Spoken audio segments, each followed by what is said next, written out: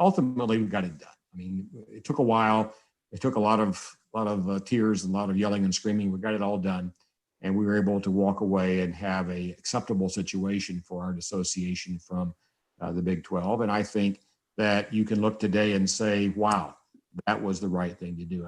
Very few people who yelled at me back in 2010 about not doing this have come back to me and said, boy, it was the right thing to do. Have you had anybody come up and say, Dr. Loftin, I was wrong.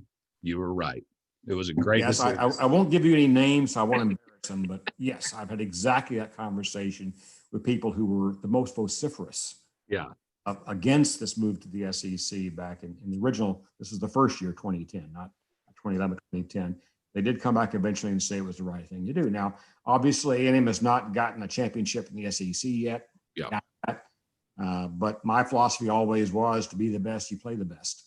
And I think that has to be the case right now. We are in the best conference in the country. We play some extraordinarily challenging schools. Our schedule last year was one for the ages. I hope never. Never. Between the SEC and Clemson, we were really, really hard pressed. There wasn't, and I think there's a leadership lesson there, Dr. Loftin, when you talk about going into what at the time and probably still today is the toughest football conference in the country. There were people that were like, this is too hard. There's no way. The schedule's too brutal.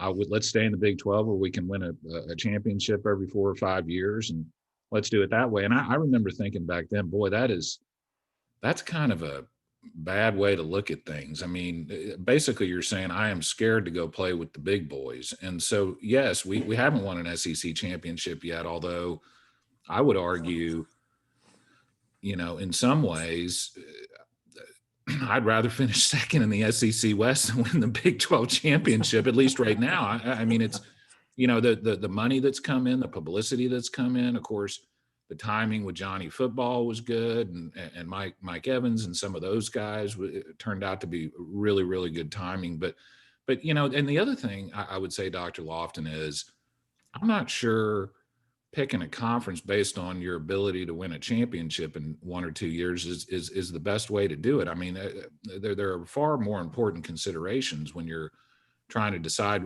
like you said, and like you said a lot, where you're going to spend the next 100 years. And so you're right, Byron. The real, if you look at my book again, the 3 things I cited specifically that were the rationales for our joining the SEC. Number 1 was compatibility. Yeah. We fitted.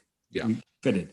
And if I look down below the first layers here, if you ask the deans at Texas A&M who they talked to, who they respected, who they worked with the most, it was the SEC deans in their colleges.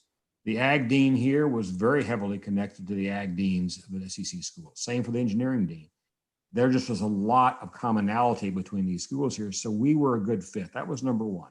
Number 2, we were going to be able to give our student athletes and our school the greatest visibility they could possibly have. Yeah. Before we were in the SEC, I couldn't have watched a game in London, even in New York City, of A&M playing. Yeah. I'm going to a bar in New York City and I can watch an A&M football game. Isn't that cool?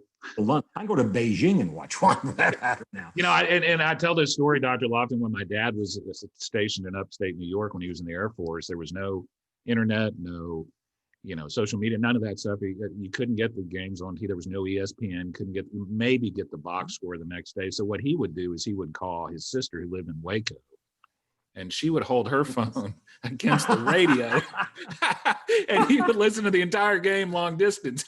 You do what you got to do, okay? Yeah.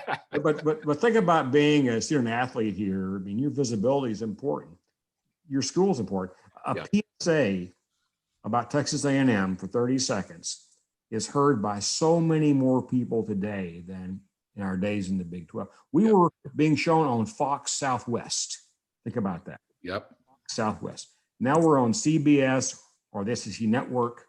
It's a different world entirely for us right now in terms of how many people can see us and also see those PSAs we get free time to put out there for every game we do that talk about our core values, talk about who we are and what we do in a way that really communicates the quality and the extraordinary nature of this institution to everybody.